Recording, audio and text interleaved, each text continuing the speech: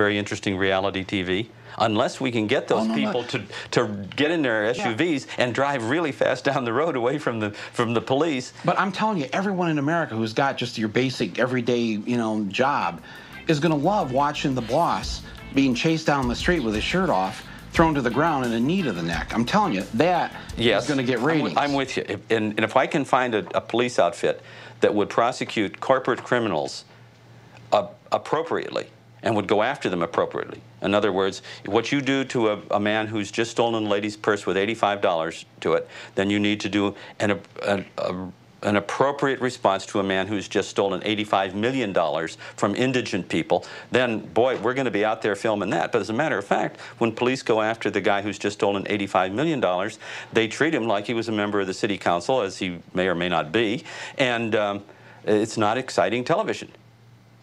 If you could get that guy to take his shirt off. Right. Yeah, and throw his cellular phone at the police as they come through the door. Try to jump out that window, then we'd have a show. You watch violence on TV in a place like Canada, and you know it's not happening next door. You watch it here, and you know it is happening next door.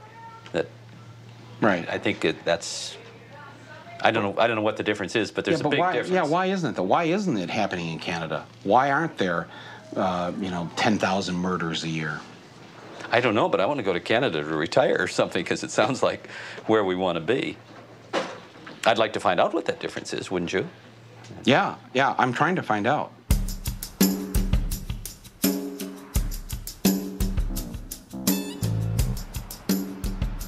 Where are you supposed to be right now?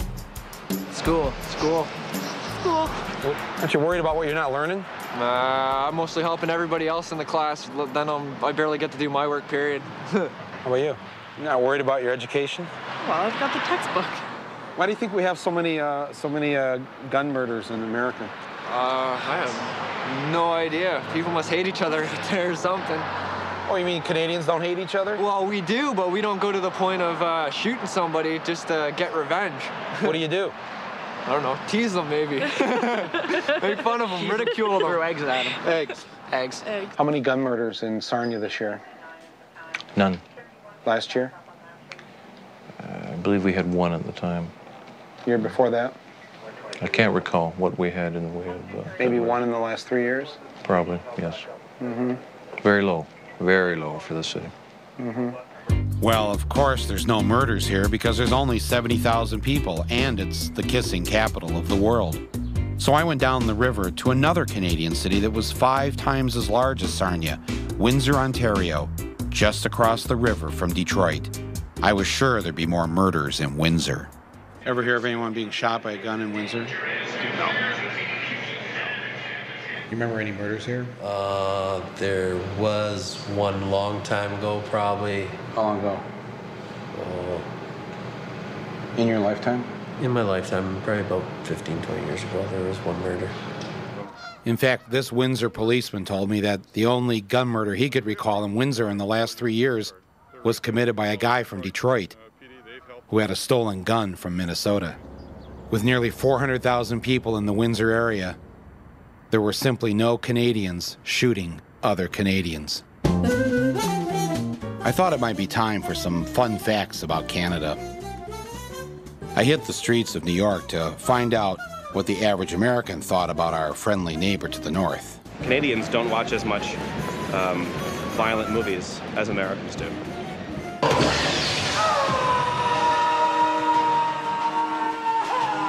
That's wrong. Hordes of young boys all throughout Canada eagerly await the next Hollywood bloodbath. Man, I wonder the guy gets his leg taken off. Oh, wow. And there was a lot of girls there. Yeah, and naked. Yeah. Naked at one point. I like that stuff. Well, what movie did you guys see tonight? Sixth Day. Sixth Day with Arnold Schwarzenegger? Yeah. Did it make you want to come out here and play this shoot-'em-up game? Well, yeah. There's no poverty in Canada like there is here in the States. Wrong again. Actually, we've also had a much higher unemployment rate. When Michigan was running at 4%, we were still running at 8 or 9%. We had to almost have an institutional unemployment rate. I think there'd mostly be white people in Canada. That's strange. Because when I'm in Canada, I see black people everywhere. And yellow people and brown people, and 13% of the country is non-white. So the Canadians are pretty much just like us, and the reason that they have so few murders has to be because they've got so few guns.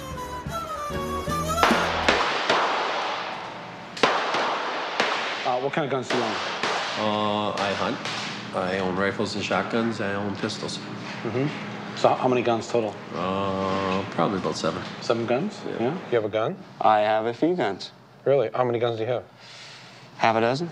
You could name how many people right now that own guns that you know? 2, 3, a dozen?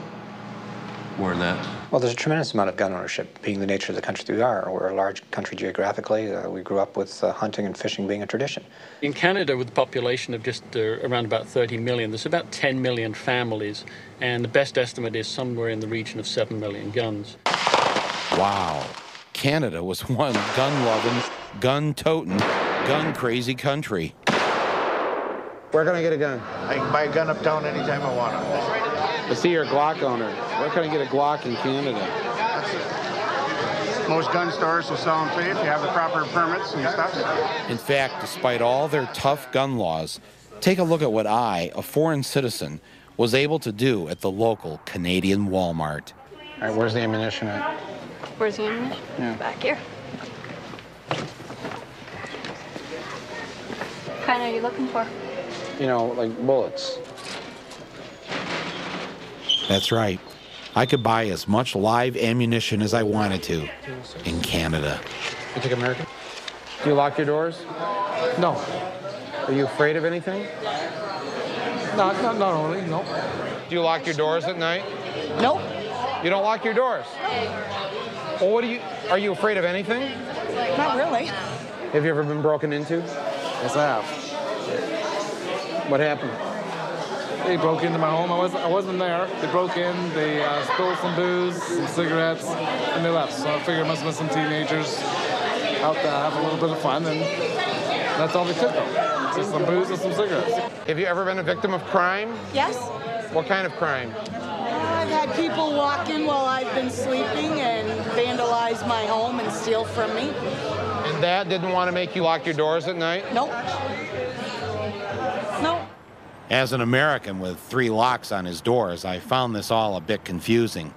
Even here in Toronto, a city of millions, people just didn't lock their doors. So you don't lock your doors, but we Americans do. Why is that?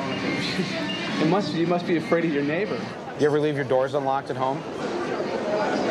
Yeah, you do? Sure. Where do you live? Right around here. Toronto? Right around here. You leave your doors unlocked? Yeah. You think, as Americans, that the lock is keeping people out of your place.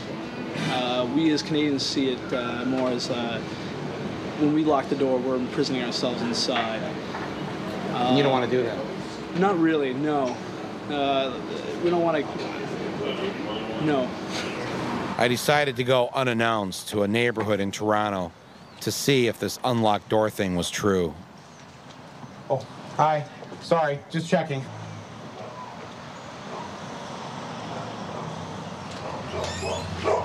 Oh, hello.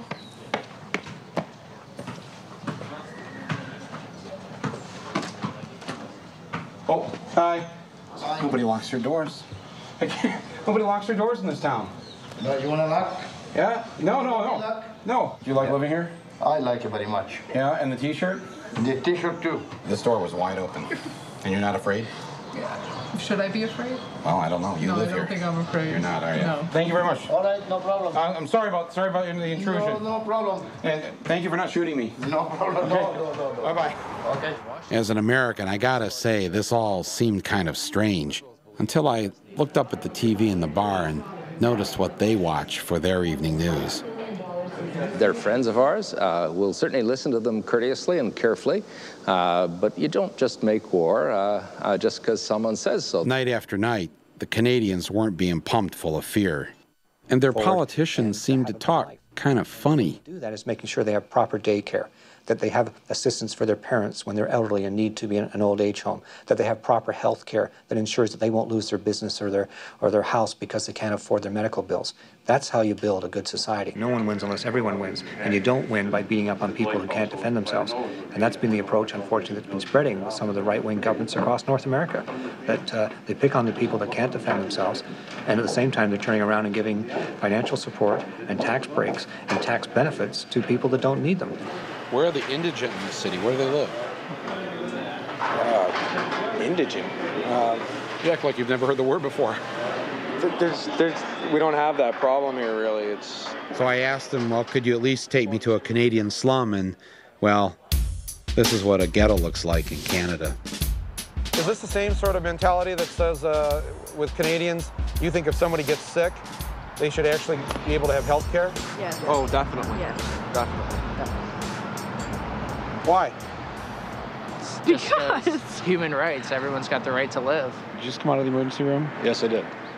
And how much did you have to pay for your treatment? I wouldn't know what the bill is. It's covered by our hospital plan. So you're telling me you didn't have to pay anything? No, I don't. I have family that lives in the States. They used to live in Canada and moved over there. And it's so different. They get afraid more easily. Oh, yeah. Yep, very much so. Because everybody reacts over there just like that. They don't stop and think. First reaction is pull the gun out. You're on my property. You know, like, I don't know. It's just different over here. Where do you live? Detroit. Detroit? Yeah. Come over to Canada here for the night? Right. Uh-huh. People a little bit more open-minded over here, a little bit more welcoming. Yeah. Feel any difference when you cross over to this country? Be honest now, come on. It's a lot lighter. This segregation over there is definitely much more in the United intensified. States. Intensified Yeah. in the States, yeah. So you can feel it. Almost like they just let you be. Well, that's Canada for you. Every time I turn on the TV in the States, it's always about a murder here, or a gunfight, hostile position. I just think the States, their view of things is fighting. That's how they resolve everything. If there's something going on in another country, that, you know, they send people over to fight it. And Canada's more just like, let's negotiate, let's work something out, where the States is, well, we'll just kill you and that'll be the end of that. If more guns made people safer, then America would be one of the safest countries in the world. It isn't. It's the opposite.